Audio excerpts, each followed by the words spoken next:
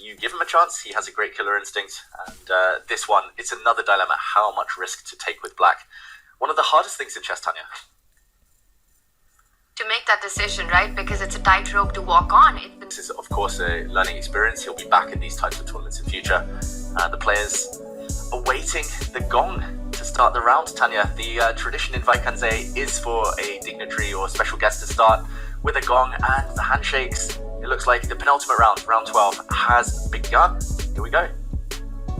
We are off as we see the first move being played on our marquee matchup. Jorden van Foreest starts with the Queen's Pawn opening against the world champion Gukesh, who in this tournament alone has already racked up 16 rating points. He's moved on to being world number 3, only behind Magnus Carlsen and Hikaru Nakamura. He is currently the India number 1. What a tournament it's been so far.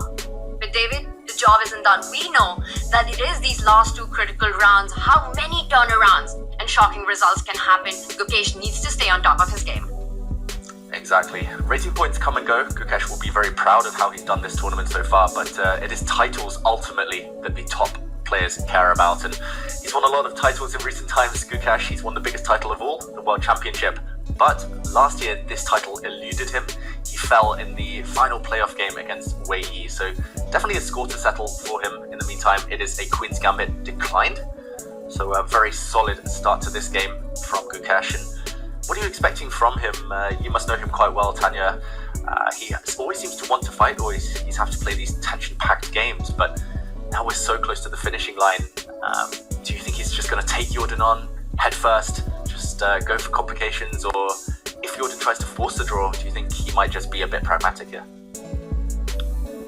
One thing about Gukesh, I think you've all learned over the last year, the World Championship included, and this tournament, is that he just loves to play chess and he wants to play on till the very end. If he feels there's any chance to continue the game, he'll do it.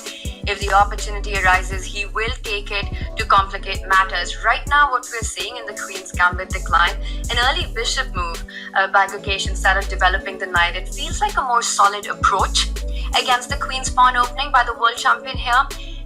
And Jorden, he's trying to understand why Gukesh has gone for the path where instead of playing the more popular knight to f6, he brings the bishop out first. And very often, David, that's aimed at the idea against the pinning of that knight on f6 with bishop to g5 by white. Yeah, it's a very flexible move for black, keeping some options open, and trying to stop white from going for the main line of the exchange variation of the Queen's Gambit declined. I think we'll delve into a bit of detail in this opening, maybe a bit later, because there's also a Queen's Gambit declined and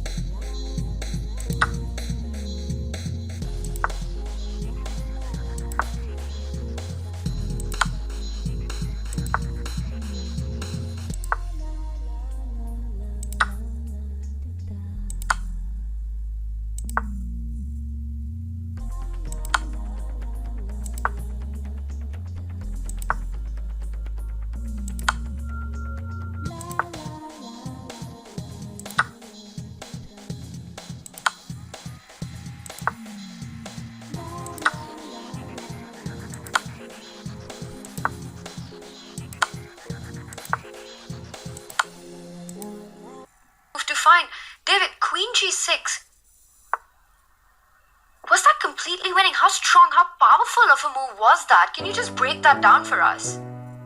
Yeah, and Queen G6, I mean, we got there without engines. We realised that this threatens checkmate, but I'm going to turn the engine on now to show how strong it was for white. We see the eval bar says almost +2 advantage. Black's best move is indeed to give a check, as we just predicted there. White does block. And maybe what scared Jorden was either queen takes pawn here, or maybe more likely e2. That's where he got rid of the e-pawn. But now after a check, and okay, maybe this is the move he missed or underestimated. Just now the very simple, very calm. Simple is not the right word, calm is the better one. Rook e3, stopping the pawn. White has simply too many threats. This is a huge check.